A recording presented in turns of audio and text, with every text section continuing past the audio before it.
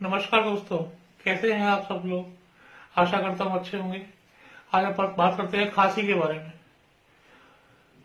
खांसते खांसते परेशान हो जाते हैं कई बार। रात को जैसे बिस्तर पर लेटते हैं तो खांसी बहुत ज्यादा परेशान करती है, लेटने ही नहीं देती। दम भूल जाता है खांसते खांसते। क्या करें। सौंठ पाउडर आधी चम्मच काली मिर्च पाउडर, आधी चम्मच मुलैठी चूर्ण, आधी चम्मच तुलसी के पत्ते का पाउडर और 1 चम्मच सुहागे का फूला।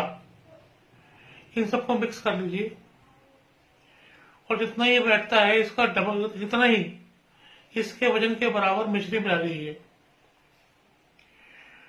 आधा आधा चम्मच सुबह दोपहर शाम शहद या गुनगुने पानी के साथ लीजिए,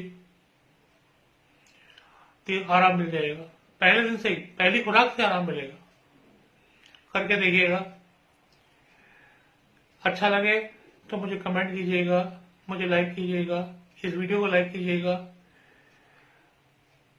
आशा करता हूँ आपको मेरा वीडियो पसंद आया होगा। जय आयुर्वेद।